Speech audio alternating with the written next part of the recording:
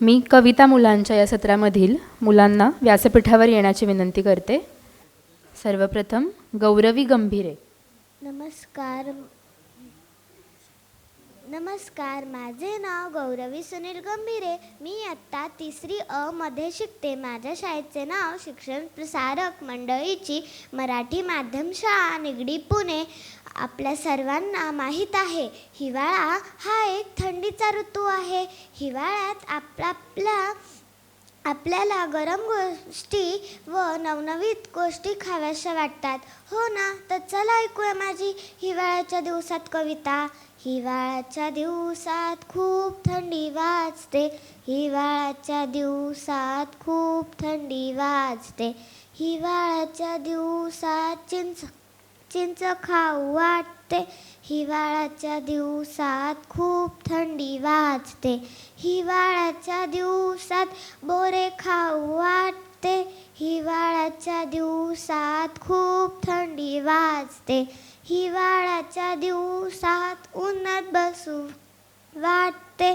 हिवाळ्याच्या दिवसात खूप थंडी वाजते. हिवाळ्याच्या दिवसात मजा करू वाटते.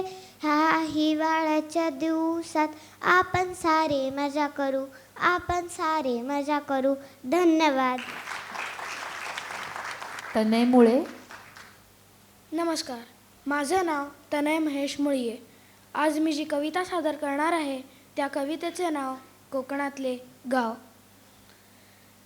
झाडे आहे सुंदर सुंदर, फुले उमलतात भरभरभर. नदी काठी वसलंय गाव, खायला गरम गरम वडापाव. वाघ फिरतो जंगलातून, मांजर फिरते घरातून. माकड फिरतं झाडावर, कैऱ्या पडतं डोक्यावर. खालची वाडी वरची वाडी, सभोवताली शेतीवाडी. गावाचे नाव ओझरखोल, विहिरी नद्या खोल खोल. साप येतो घरात, त्याला घालवायला वरात. फळा फुलांची भरभराट आणि पक्ष्यांचा किलबिलाट. दिवा लावतो तुळशीच्या अंगणात, चूल पेटवतो मागच्या अंगणात. 300 वर्ष उभं आहे हे घर, त्यात ओटी पडवी मासघर. असे जुने पुराणे हे आमचे घर, असे जुने पुराणे हे आमचे घर. अद्वैत जोशी. नमस्कार. आदरणीय मान्यवर, उपस्थित कवी, लेखक, शिक्षक आणि माझ्या सर्व मित्रांनो, माझे नाव अद्वैत ओंकार जोशी आहे. बालसाहित्य संमेलन 2026 या सुंदर उपक्रमात मला माझी कविता सादर करण्याची संधी दिल्याबद्दल मी सर्व आयोजकांचे मनापासून आभार मानतो. आज मी तुमच्यासमोर दिवाळी या विषयावर कविता सादर करणार आहे. सामाई परीक्षा संपली, दिवाळीची सुट्टी लागली. पाऊस लवंगी, भुईचक्र भुईनळे, सगळीकडे उडवायचे फटाकेच फटाके.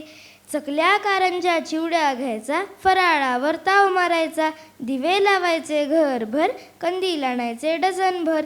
दिवाळी अशी ही आनंदाची, फटाके उडवून सादर करायची. धन्यवाद. वैदिक खराटे. नमस्कार, माझं नाव वैदिक स्वरा पराग खराटे. इयत्ता 5वी. मी विद्याप्रबोधिनी प्रशाला मराठी माध्यम नाशिक या शाळेमध्ये शिकतो. माझ्या कवितेचं नाव आहे प्रिया आमच्या बाई. प्रिया आमच्या बाई तुम्ही किती छान. प्रिया आमच्या बाई तुम्ही किती छान. तुम्ही आम्हाला देतात अभ्यासाचे ज्ञान. आम्हा सगळ्यांशी तुम्ही चांगले वागतात. आम्हा सगळ्यांशी तुम्ही चांगले वागतात. अभ्यास देखील मजेदार शिकवितात. इतिहास विषय तुमचा आहे मस्त. इतिहास विषय तुमचा आहे मस्त. आमच्या मनात ते सर्व रुजत. साडी घातल्यावर दिसता तुम्ही चकपक. साडी घातल्यावर दिसता तुम्ही चकपक. आम्ही तुमच्याकडे बघतो टकमक. काम तुम्ही मला आवर्जून सांगतात. काम तुम्ही मला आवर्जून सांगतात. पूर्ण केल्यावर त्यासाठी चॉकलेट देतात. वेगवेगळ्या स्पर्धेसाठी तुम्ही केली माझी निवड. वेगवेगळ्या स्पर्धेसाठी तुम्ही केली माझी निवड. त्यातून घडत गेली शाळेत माझी ओळख. आम्ही सगळे तुफानसारखे वागतो. आम्ही सगळे तुफानसारखे वागतो. तुमचा जीव मात्र परेशान करतो. आजारपणात तुम्ही काळजी घेतलेली आठवते. आजारपणात तुम्ही काळजी घेतलेली आठवते. आईची माया मला त्यातून जाणवते, आईची माया मला त्यातून जाणवते. धन्यवाद. श्लोक राणे. नमस्कार. माझ्या कवितेचं माझं नाव श्लोक संध्या अमित राणे आणि माझ्या कवितेचा विषय आहे वहीची पानं. एके दिवशी वहीचं पुढलं पान हसलं मागल्याला, एके दिवशी वहीचं पुढलं पान हसलं मागल्याला, म्हणालं मी नीटनेटकेपणाला तू फक्त कच्चं काम करायला, म्हणालं मी नीटनेटकेपणाला तू फक्त कच्चं काम करायला. माझ्यावर हस्ताक्षर सुरेख आणि सुटसुटीत, माझ्यावर हस्ताक्षर सुरेख आणि सुटसुटीत, तुझ्यावर मात्र अगदीच बरबटीत, तुझ्यावर मात्र अगदीच बरबटीत. माझ्यावर गणित एकदम सुंदर आणि टापटीप, माझ्यावर गणित एकदम सुंदर आणि टापटीप, तुझ्यावर सगळी कच्ची आणि विस्कळीत. शिक्षक मला तपासतात आणि गुण देतात, तुझ्यावर फक्त मुलं फुली गोळा खेळतात. मग मात्र मागलं पान रागावलं, म्हणालं माझ्यावरच बरबटून तुझ्यावर मुलं तुझ्यावर छान हस्ताक्षर काढतात, माझ्यावर कच्ची गणितं करून तुझ्यावर नीट सोडवतात. माझ्यावर फुली गोळा खेळताना मुलं आनंदच घेतात, मजा येते म्हणून गिरगोट्या रेघोट्या ओढतात. मग पुढलं पान करतं कबूल चूक स्वतःची, माफी मागत मागल्याची, मागलंही मग होतं राजी. मित्र दोघे होतात घट्ट, श्रेष्ठपणाचा सोडून हट्ट. धन्यवाद. प्रभव जोशी. नमस्कार. माझं नाव प्रभव पंकज जोशी. माझ्या कवितेचं नाव आहे सुट्टी नको माझी शाळाच बरी. देवा सुट्टी नको माझी शाळाच बरी. विचार केला पहिल्या दिवशी करू खूप मस्ती, विचार केला पहिल्या दिवशी करू खूप मस्ती, पण आई म्हणाली मला इथे नको कुठलीही कुस्ती, पण आई म्हणाली मला इथे नको कुठलीही कुस्ती. म्हणलं सुट्टीच आहे तर रात्री बाहेर जाऊ थोडा वेळ, म्हणलं सुट्टीच आहे तर रात्री बाहेर जाऊ थोडा वेळ. तर बाबा म्हणाले जाऊ, तर बाबा म्हणाले जाऊ पण भल्या पहाटे खूप वेळ. सुट्टीत नसतात जवळ शाळेतले जिवलग सोबती, सुट्टीत नसतात जवळ शाळेतले जिवलग सोबती, पण असतात थोडे आजूबाजूचे सवंगडी सोबती, पण असतात तरी आजूबाजूचे जवळ सवंगडी सोबती. शाळा हेच आमचं धमाल करायचं स्थळ, शाळा हेच आमचं धमाल करायचं स्थळ, पण तरी आईला सकाळी म्हणावं लागतं चल उठ लवकर शाळेला पड.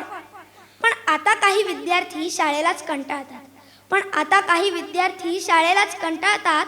सर्वांच्या आधी शाळेला काही बाही बोलून मोकळे होतात, सर्वांच्या आधी शाळेला काही बाही बोलून मोकळे होतात. सुट्टी देतो कंटाळा, सुट्टी देतो कंटाळा शाळेत असते धमाल, सुट्टी देतो कंटाळा शाळेत असते धमाल. पण तरी सर्वात चांगलं कोण सुट्टी की शाळा, पण तरी सर्वात चांगलं कोण सुट्टी की शाळा. हे ओळखेल तोच करेल मोठी कमाल, हे ओळखेल तोच करेल मोठी कमाल. धन्यवाद. अनुष्का रांजेकर.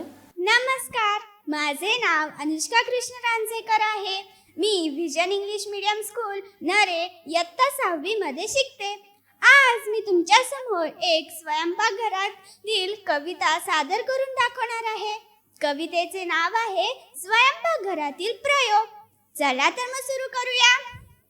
स्वयंपाकघरातील प्रयोग माझा कसा झाला ते पहा, स्वयंपाकघरातील प्रयोग माझा कसा झाला ते पहा. पहिल्यांदा पोळ्या केल्या तेव्हा भाजली बोटे 6, पहिल्यांदा पोळ्या केल्या तेव्हा भाजली बोटे 6. स्वयंपाकघरातील प्रयोग माझा कसा झाला ते पहा, स्वयंपाकघरातील प्रयोग माझा कसा झाला ते पहा. साखर कमी झाल्यामुळे कडू झाला चहा, साखर कमी झाल्यामुळे कडू झाला चहा. मित्रांनो आता काय झालं बघा हो. पाककृतीची झाली सवय आता मला, म्हणून एकदा खाऊन तर पहा. पाककृतीची झाली सवय आता मला, म्हणून एकदा खाऊन तर पहा. खाल्ले की तुम्ही नक्की म्हणाल आहा हा, खाल्ले की तुम्ही नक्की म्हणाल आहा हा. पाककृती आवडायला लागली मला पहा, पाककृती आवडायला लागली मला पहा.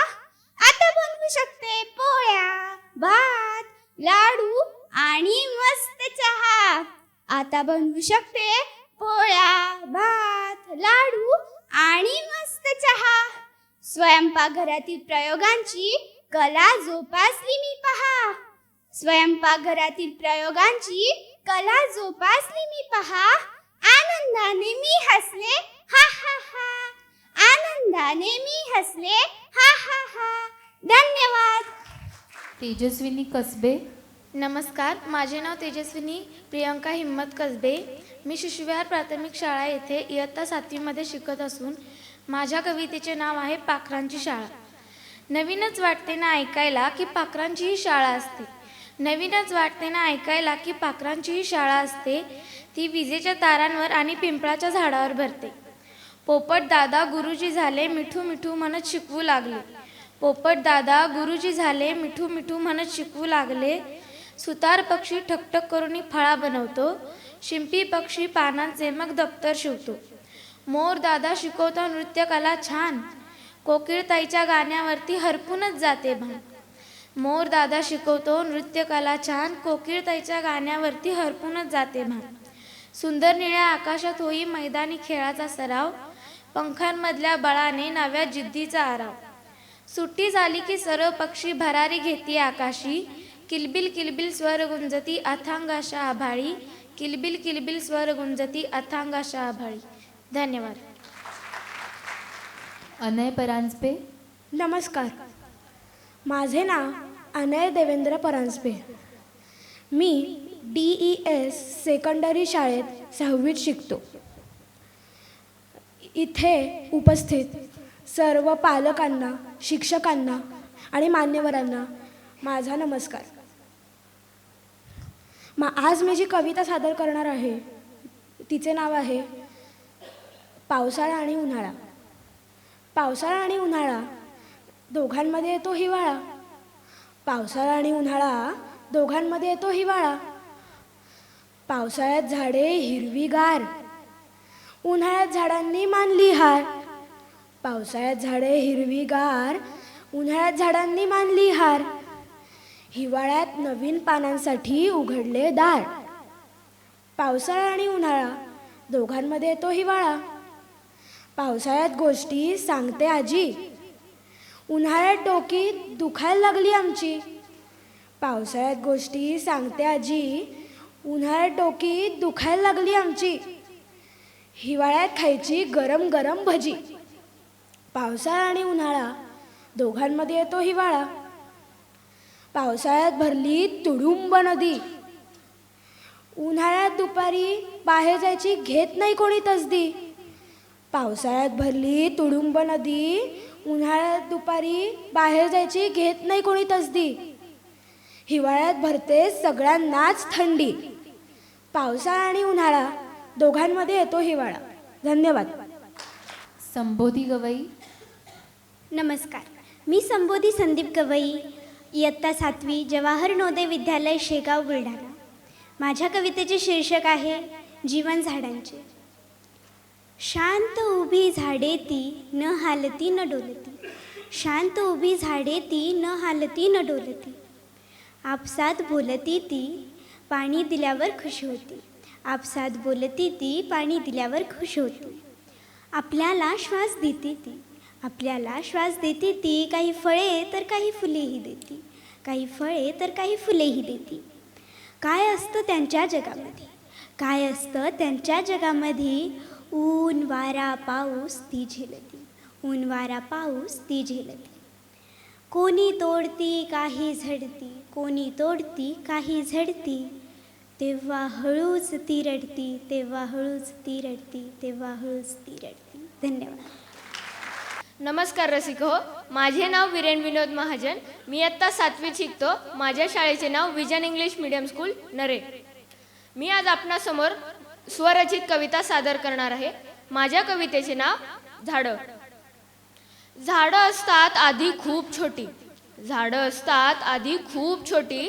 पण थोड्याच दिवसात होतात खूप मोठी, पण थोड्याच दिवसात होतात खूप मोठी. झाडांना लागतं फक्त ऊन, झाडांना लागतं फक्त ऊन आणि जगतात पावसाचं पाणी पिऊन आणि जगतात पावसाचं पाणी पिऊन. थंडीचं यांना कधीच काही वाटत नाही. थंडीचं यांना कधीच काही वाटत नाही, कारण यांना कधी सर्दीच होत नाही. ही झाडं असतात खूप छान. कारण ती नेहमीच ठेवतात पर्यावरणाचा मान. पण ही माणसं करतात झाडांची काटछाट. मग कसा राहील सांगा पाहू या झाडांचा थाटमाट.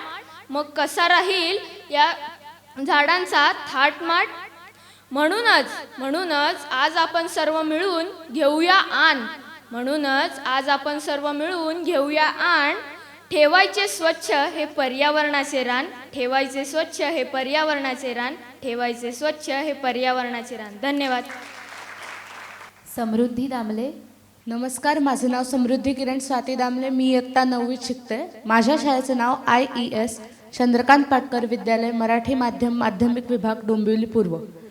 आणि इथे उपस्थित पालकगण, शिक्षकगण, मान्यवर या सर्वांना माझा नमस्कार. आता नुकताच झालेल्या संक्रांतीच्या सणानिमित्त केलेली पतंगावरील एक कविता सादर करण्याचा मी प्रयत्न करते. चुकी झाल्यास समजून घ्या. पतंगा रे पतंगा उंच जातोस किती, आकाशातून पडण्याची वाटत नाही का भीती. पतंगा रे पतंगा उंच जातोस किती, आकाशातून पडण्याची वाटत नाही का भीती. वरून नक्की तुला दिसतं तरी काय, दिसतात पूर्ण माणसं की फक्त हात अन पाय. आभाळात दिसला बाप्पा तर सांग त्याला थेट, परी राणीची एकदा घडवून देणार भेट. दिसला का रे काऊ दादा दिसली का चिवताई, दिसला का रे छोटा राघू आणि त्याची आई. गोल गोल गिरकी घेत जातो सुंच कसा, ढगांमध्ये दिसतो का तुला एखादा ससा. मांजा तुटून तू पडल्यावर लागत नाही का तुला, मलमपट्टी घेऊन येते कोठे भेटशील मला. दुखलं खुपलं तुला जर हळूच कुशीत घेईन, छोट्या छोट्या गालांवर गोड पापा देईन. काटाकाटी झाल्यावर तुटते तुझी दोरी, मग दुसऱ्याच्या हाती लागून घेतो पुन्हा घेतो सुंच भरारी. गार्गी निजामपूरकर. नमस्कार, माझं नाव गार्गी मंदार निजामपूरकर. आणि आम्हा सगळ्याच लहान मुलांना एक खूप मोठा प्रश्न पडतो, तो म्हणजे मोठं होऊन काय व्हावं. तर चला तर बघूयात मला या प्रश्नाचं उत्तर मिळतंय का. लहानपणापासून विचार करत होते मोठं होऊन काय व्हावं. कधी वाटे डॉक्टर तर कधी वाटे पायलट व्हावं. येणाऱ्या प्रत्येक वर्षी नवीन क्षेत्र ठरवत असे, त्यातील स्पर्धेचा मनी हिशोब मात्र मांडत बसे. इथे प्रत्येक जण अडकलाय मोठे व्हायच्या स्पर्धेमध्ये, पण माणसातला माणूस हरवलाय या जीव घेण्या गर्दीमध्ये. निश्चय केला मनी मोठे होऊन काहीतरी वेगळे व्हायचे, जाता जाता या जगाला काहीतरी देऊन जायचे. पण माणूस बनायच्या स्पर्धेमध्ये स्पर्धा काही दिसलीच नाही. कारण माणसालाच माणूस म्हणून जगण्याची इच्छा जोरली नाही. मनात आला विचार मग बनायचे का माणूस. पण माणूस होऊन करणार काय हा प्रश्न काहीसा सुटला नव्हता अजून. त्याच गर्दीत एका आजींचा तोल जात होता. त्या सगळ्यांच्या गर्दीत त्यांचा मात्र जीव गुदमरत होता. मी गेलेच धावून सावरले त्यांना, देवासारखी धावून आलीच पोरी म्हणत त्यांचा हात डोक्यावरून फिरला. तेव्हाच उमजलं माणूस व्हायला जास्त काही लागत नाही. आपुलकी, निस्वार्थ इच्छा आणि माणुसकी, बास, नको अजून काही. तेव्हाच ठरवलं दुसऱ्याची रेख कमी करण्यापेक्षा स्वतःची रेख वाढवेल. माणूस कसे बनायचे हे छोट्या छोट्या गोष्टींतून शिकेल. आरडाओरडा करणार नाही जगभर, माणूस व्हा माणूस व्हा. अहो, जातो का कधी आपण शोधायला आपलाच कणा? मग मन बघा तुमचे होईल सुखी शांतन समाधानी. मग मन बघा तुमचे होईल सुखी शांतन समाधानी. नाही लागणार अजून काही, जर जपलं माणसातलंच दैवत्व म्हणी, जर जपलं माणसातलंच दैवत्व म्हणी. तन्मय मोहिते. तुमच्या सर्वांना माझा नमस्कार. माझे नाव तन्मय संदेश मोहिते. माझ्या शाळेचे नाव मनपा शाळा क्रमांक 94 बी केळेवाडी. मी आत्ता 4थीमध्ये आहे. मी आज तुमच्यासमोर जी कविता, फुलपाखरा तुझा रंग किती चांगला, तुला मज्जा येते का आकाशात उडायला, तुझी सोंड इतकी मोठी, तुझी सोंड इतकी मोठी, तुला पाणी प्यायला येईल का, तुझे पाय इतके बारीक, तुझे पाय इतके बारीक, तुला चालता येईल का, तुझे डोळे इतके बारीक, तुझे डोळे इतके बारीक, तुला बघता येईल का, तुझे कान इतके बारीक, तुझे कान इतके बारीक, तुला ऐकता येईल का. धन्यवाद. 65 कवींपैकी निवडलेले हे कवी आहेत. म्हणजे मला असं वाटतं की ही मुलं इतर कविता वाचतात का, म्हणजे त्यांच्या पालकांना मला सांगायला आवडेल की आता काय झालं, रियालिटी शोमुळे एक मोठा प्रॉब्लेम निर्माण झाला असं वाटतं मला. म्हणजे मुलाने जरा जरी असं केलं ना तर आईवडिलांना वाटतं अरे हा महाराष्ट्राचा आवाज तर नाही, घाला त्याला क्लासला, जाऊ दे रियालिटी शोला. असं काहीतरी हल्लं तर अरे बापरे तू नाचाच्या क्लासला पाठवा, महाराष्ट्रातला टॉपर दिसतोय हा. कारण त्यांची अतृप्त इच्छा लहानपणी जी राहिलेली असते त्यामुळे ते त्याला भयंकर पिडतात. म्हणजे मी खूप जण बघितलं की जी वडील वगैरे शक्यतो ऑफिसला जाऊन टेबलावर तबला वाजवतात ना, म्हणजे ते बघितलं तुम्ही बोलताना ते असे तबला टकडम टकडम, आपण म्हणतात की माझ्याशी बोलताय का इथे करताय. पण त्यांना लहानपणी वडिलांना क्लासला घातलेलं नसतं तबल्याच्या, आणि मग ते आपल्या मुलांना घालतात. मुलगा म्हणतो मला गिटार शिकायचं आहे, का बरे तबला शिक, कारण मला शिकायचं होतं. आणि मग ते आपली हाऊस त्या टेबलवरती काढतात दुपारच्या वेळामध्ये. आणि बाकीची माणसं टाईमपास करायला त्यांना म्हणतात काय वाजवता तुम्ही, खरं तर तुम्हाला त्या वाह ताज याचा जाहिरात तुम्हालाच गेलं पाहिजे होतं. मग ते म्हटलं की ते सगळ्यांना चहा पाजतात आणि मग ते म्हणतात मस्त गिरायक आहे चहा द्यायला. ॲक्च्युली हे कवितांचं पण मला असं होतं आहे की काय आता असं वाटायला लागलं आहे की जरा मुलांनी काही यमक वगैरे जुळलं, अरे लिही मी या कविता. मगाशी एका पालकाने सांगितलं मला प्रामाणिकपणे, तो फक्त परीक्षा असतानाच कविता लिहितो, इतर वेळी नाही. मी म्हटलं तुम्हाला काय वाटतं, त्यांनी रोज सकाळी 7 वाजता पाणी येतं तसं नळ सोडला आणि कविता आली बाहेर, 8 वाजले आता बंद, पुन्हा नळ बंद करा, असं नाही. काही कवितेची टाकी भरलेली नाही आहे वरती की ते नळ सोडायचं आहे. म्हणजे लिहितो ह्याचं कौतुक करायला पाहिजे, पण त्यात दुःख होतं की तो रोज लिहित नाही. कारण कळलं ना, तबला फॉर्म्युला त्यांना लिहायचे असतील लहानपणी, त्याच्यामुळे त्यांना असं वाटलं आता आपल्याकडे बाय प्रॉडक्ट आलेलं आहे तर आता इथून सुरुवात व्हावी. तर तसं नाही, मुलांना लिहायची असेल तर लिहू दे, नाही लिहिलं तरी उत्तम. तर चांगल्या कविता जर आपण मुलांना वाचायला दिल्या, त्यांना ऐकवल्या आणि त्यांच्याविषयी बोललो, कवितांविषयी मुलांविषयी नाही, कवितांविषयी बरं वाईट बोललो तरीसुद्धा मुलांना कळेल की आपले आईवडील कुठे आहेत. लक्षात घ्या, मुलांना ऑलरेडी साक्षात्कार झालेलाच असतो. जेव्हा तो कविता करायला लागतो तेव्हा तो असह्य होऊनच लिहित असतो. त्यामुळे त्याला कळलेलंच आहे की आपले आई बाबा एकंदर आहेत. मला उगाच इम्प्रेशन मारल्यासारखं वाटत असतं.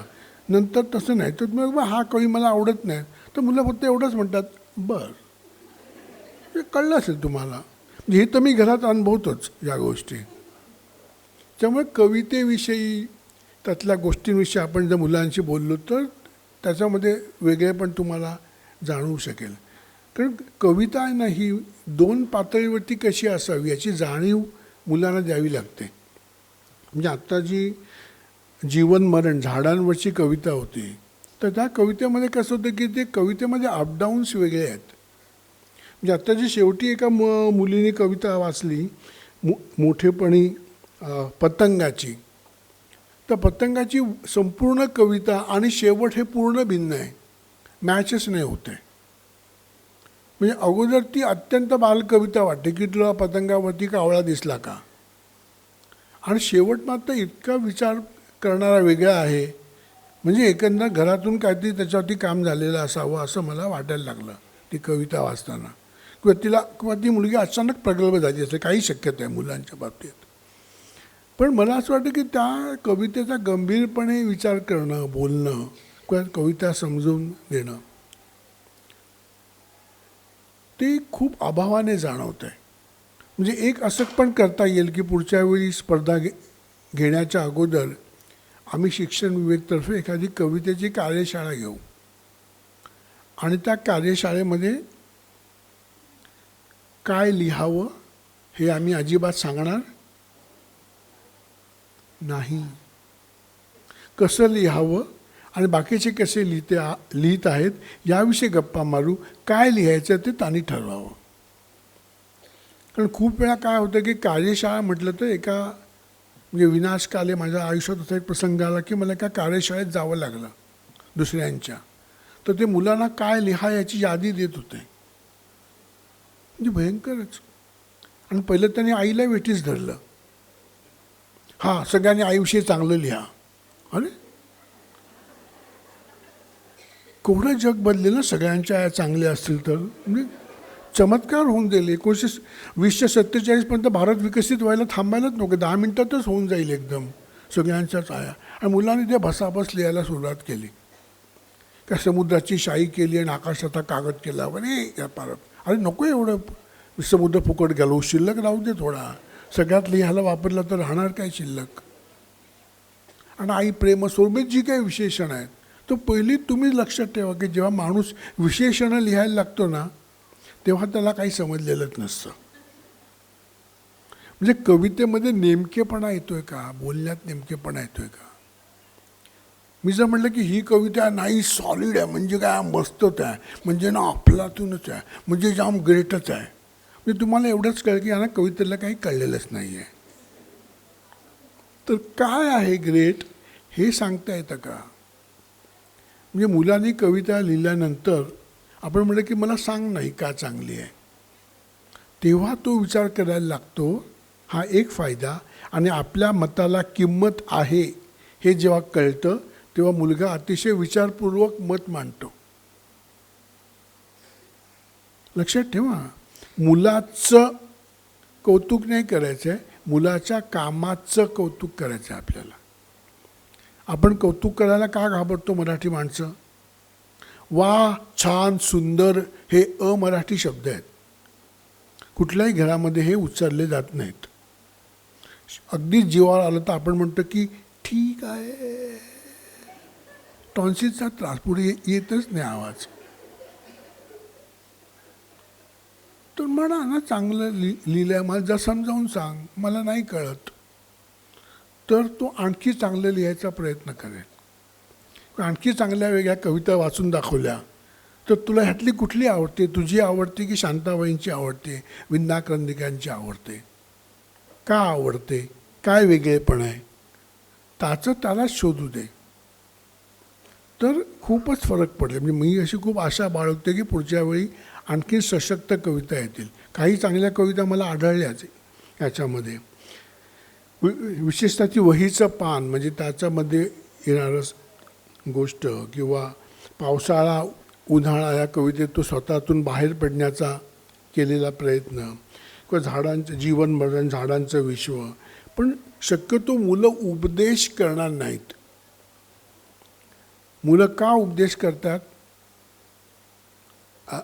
इथे कोण हार्ट ट्रबलवाला माणूस नाही ना, कारण त्यांच्या आईवडील त्यांना सतत उपदेश करत असतात. म्हणून त्याच्यातून सुटका करण्यासाठी ते कवितेतून आणखी उपदेश करतात की आता तुम्ही ऐका, मी खूप ऐकून झालं, आता तुम्ही ऐका, आता त्याच्यामुळे तेव्हा जेव्हा मुलगा उपदेश करायला लागतो तेव्हा मला त्याच्या आईवडिलांची खूप काळजी वाटते की अरे रे खूप पक्वत असतील बिचाऱ्याला.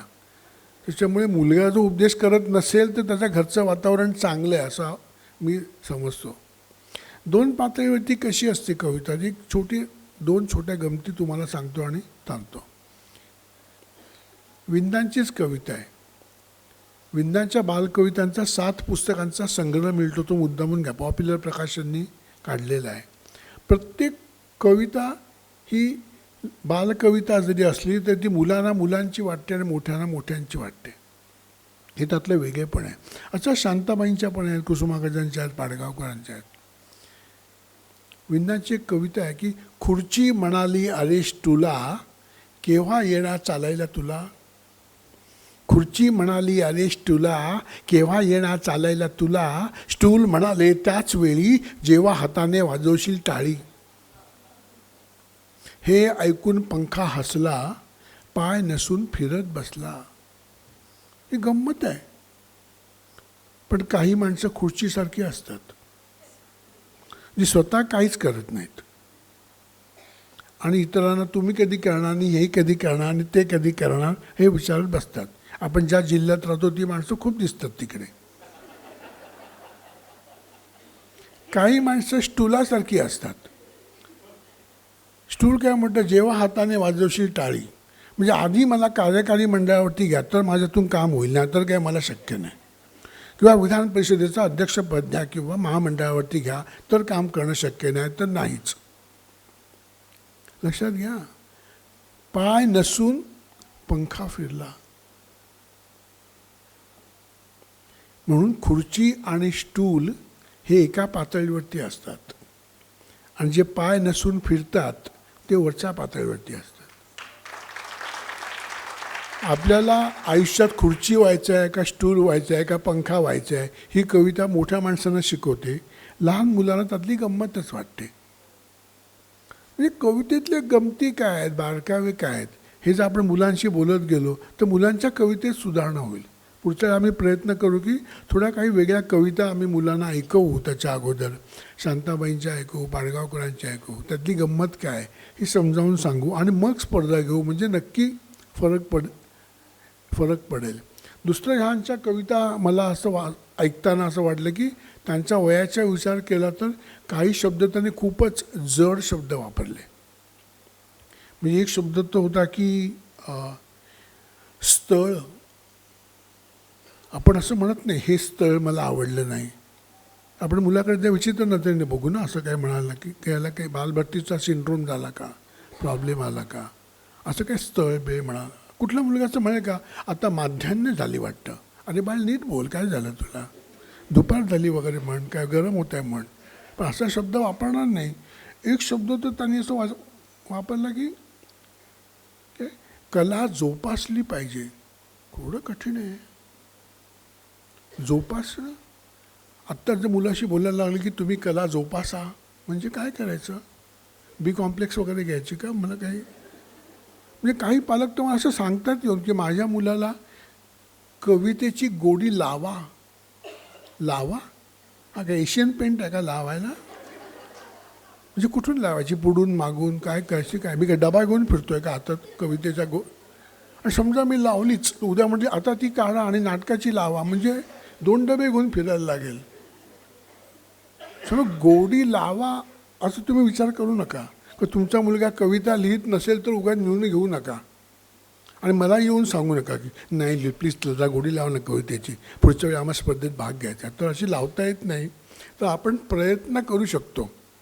लक्षात घ्या. म्हणजे मला 2 मुली आहेत. माझी धाकटी मुलगी इतकी वाचते पुस्तकं की आम्हाला भयंकर त्रास होतो. म्हणजे ती जेवताना पण वाचते. तर मी तिला म्हटलं की जेवताना वाचू नकोस, तर ती म्हणाली मी वाचताना जेवते. आता काहीतरी शब्दच्छल करू पण ती काय ऐकतच नाही.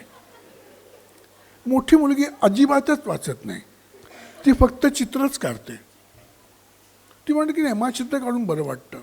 म्हणजे प्रत्येकाचा कल वेगळा आहे.